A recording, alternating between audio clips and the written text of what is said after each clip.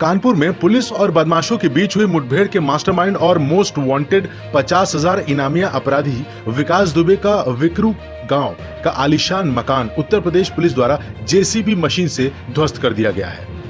कल की मुठभेड़ के बाद आज पुलिस फोर्स और जेसीबी मशीन के साथ विकास दुबे के गांव पहुंची, जहां पुलिस ने जेसीबी से उसका आलीशान किलेनुमा मकान ध्वस्त कर दिया है। यही नहीं, जेसीबी मशीन से अपराधी की सभी लग्जरी और बड़ी छोटी गाड़ियों को भी कुचल दिया गया है। कानपुर में पुलिस टीम पर हमले के मुख्य आरोपी विकास दुबे के घर और अन्य संपत्तियों पर बड़ी सर्जिकल स्ट्राइक की है। कानपुर के जिस घर से विकास दुबे ने पुलिस टीम पर फायरिंग की थी, उस घर में फॉर्च्यूनर और स्कॉर्पियो 2 गाड़ियां मौजूद थी। इनमें से एक गाड़ी विकास के नाम पर है, जबकि दूसरी गाड़ी किसी अमन तिवारी के नाम पर रजिस्टर्ड है। पुलिस ने इन दोनों वाहनों को सीज भी कर दिया है। बेटे के कुकर्मों का फल चुपचाप आलीशान घर को ढहते देखते रहे विकास दुबे के पिता। तोड़फोड़ के बीच विकास के पिता को पुलिस ने घर से निकालकर दूसरे स्थान पर पहुंचाया है। उसके बीमार पिता अपनी बूढ़ी आंखों से घर की दीवारों का मलबा बनते देख रहे थे। घर में 12-12 फुट की ऊंची दीवारों पर जो बाड़ लगाई गई थी, वह उसे तबाही से नहीं बचा सकी। विकास दुबे के बीमार पिता इसी घर में एक कमरे में लेटे हुए थे। जब पुलिस टीम ने जेसीबी से घर ढहाना शुरू किया, वह किसी तरह सहारा लेकर खड़े हुए और सब कुछ धीमे धीमे मलबा बनते देखते रहे।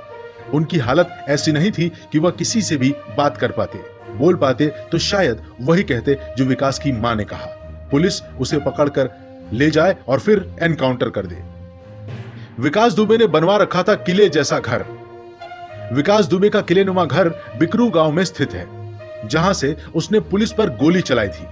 घर में आने जाने के रास्तों पर सीसीटीवी कैमरे लगे हैं। छत पर जाने के 2 रास्ते हैं। घर के चारों तरफ आंगन के अलावा 12 फुट ऊंची दीवारों पर कटीली बाड़बंदी भी कराई गई थी। कुल मिलाकर पूरा घर किसी किले से कम नहीं था। हिस्ट्री शीटर विकास दुबे के खिलाफ एक्शन लेते हुए उसका घर जेसीबी से ढहाया गया। वही जेसीबी जिसके इस्तेमाल से विकास के गुर्गों ने बिकरू गांव में पुलिस टीम का रास्ता रोका था। सीसीटीवी रिकॉर्डिंग ले गया विकास दुबे के घर का कोई भी हिस्सा खुला नहीं था। कहीं खिड़कियां तो कहीं लोहे के जाल या ग्रिल लगे हैं। बाहर से कोई भी विकास के घर में नहीं झांक सकता। सूत्रों के अनुसार वारदात के बाद जाते वक्त विकास सीसीटीवी कैमरों के रिकॉर्डर उखाड़ ले गया है।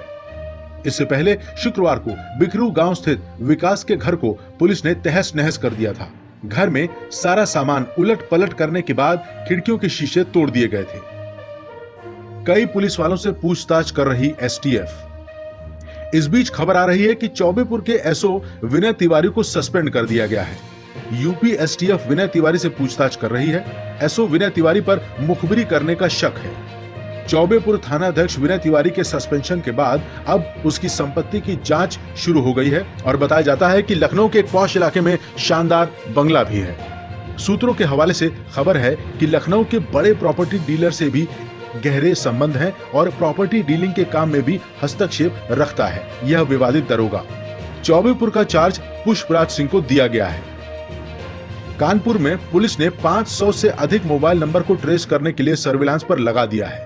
एसटीएफ को अनुमान है कि पुलिस टीम के विकास दुबे के घर पर दबिश की तैयारी को चौबेपुर थानाध्यक्ष रहे विनय तिवारी ने ही लीक किया था।